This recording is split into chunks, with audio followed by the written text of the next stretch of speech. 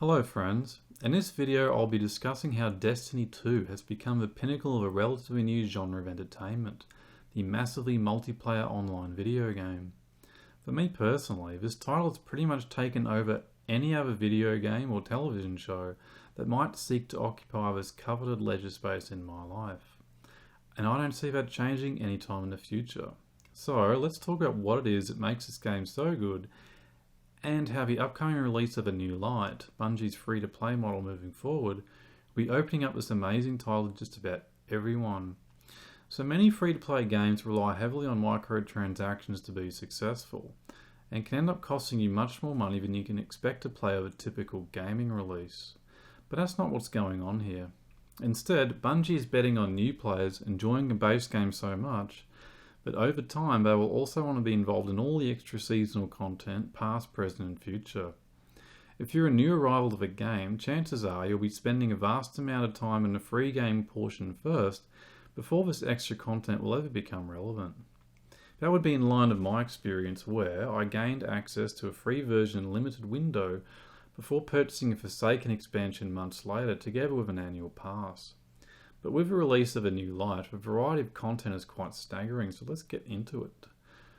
Firstly, whether you're on PC, PlayStation 4 or Xbox One, you get access to one of the best first-person shooter campaigns out there. Whereas the campaign in Destiny 1 was a bit disjointed and nonsensical, Destiny 2 starts with a bang and has a really good antagonist and progression that sees you journeying around the Sol system in order to save the day.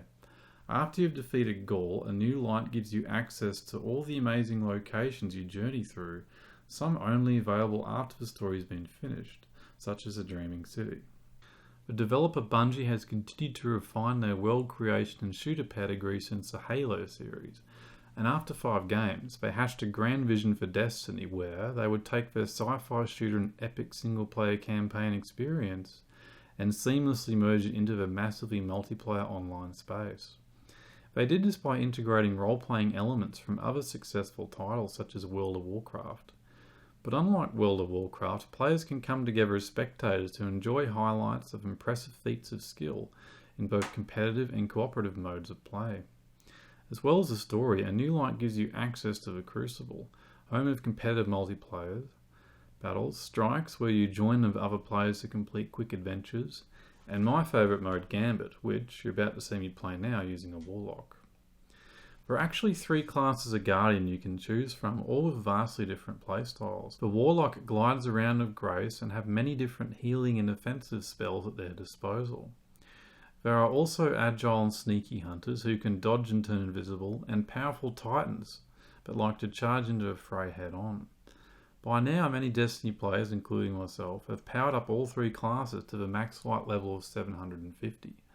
But never fear, if you're starting from the beginning of A New Light, this is where you will start, ensuring you will not be underpowered for any of the many activities on offer. Thus far, I've praised Destiny 2 for being so compelling that it can functionally take over from other forms of entertainment people might enjoy in their leisure time. But let's take some time to look critically at the nature of online addiction, something alluded to in the title. I'm not really excited for any other upcoming game at this point, and for a while now, playing video games has taken precedence over other forms of media entertainment. I no longer watch any television shows, for example.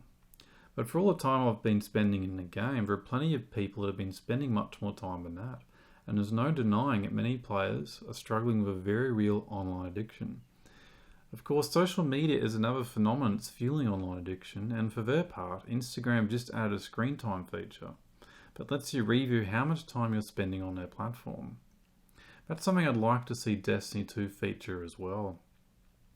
Now let's think about a certain social element that's been lost along the way with games like this. We'd mentioned Halo already, and one of the most popular features of that game was a split-screen co-op feature, so 2 people could play together on the same screen. This was removed from Halo 5, the latest entry in the series, and Microsoft gaming boss Phil Spencer had this to say. We see the robustness of what Xbox Live is today and where people are playing across Xbox Live. You at your house, me at our house. We know that's the vast majority of the co-op play now. I love the nostalgia of the couch co-op of what Halo did in the past, but I also know in the realities of the day with people's busy lives, it's not as easy to get everybody in the same physical place.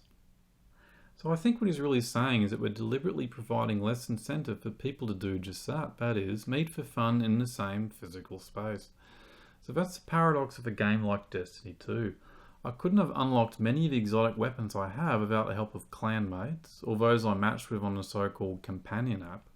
So whilst there's a social aspect to the game in a sense, I wouldn't have a clue who these people are in real life. But for my part, there are a few activities, namely the numerous raids, that I won't ever be completing until or unless I'm one of 6 people playing the game, all gathered together in the same physical place.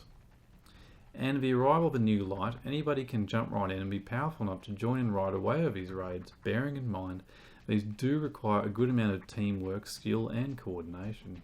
So to sum things up, I really can't recommend this game highly enough, and I hope you'll get involved if you haven't already. But I certainly think it's helpful to lay down some guidelines to help us structure how often we spend of a game.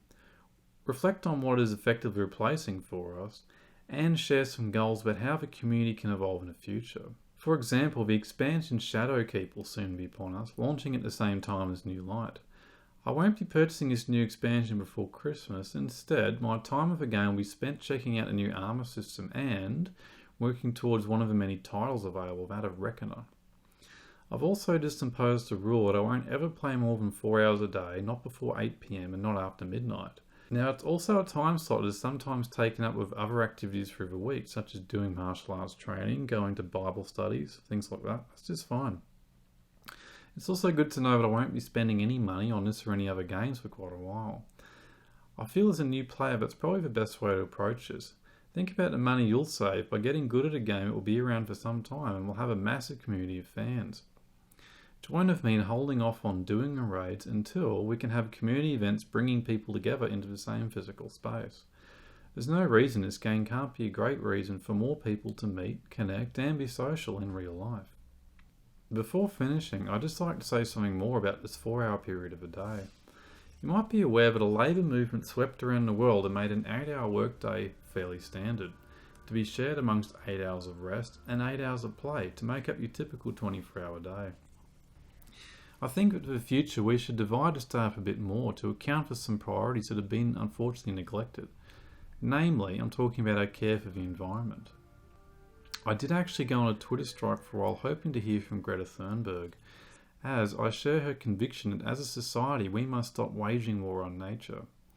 But regardless of our feelings of what governments decide to do with tax dollars, little will change unless a vast number of humans are tasked with taking part of their day to care for and adjust to our changing environment. This means that the 8-hour workday will have to be divided into 2 sections, one where we continue to specialise work and another where we do communal work that directly benefits the ecosphere. I hope to expand more on this in the future, but for now, hopefully this video will serve as an encouragement to consider how your leisure time is made up and whether or not Destiny and New Light is worthy of your time and attention. Until next time, Guardians,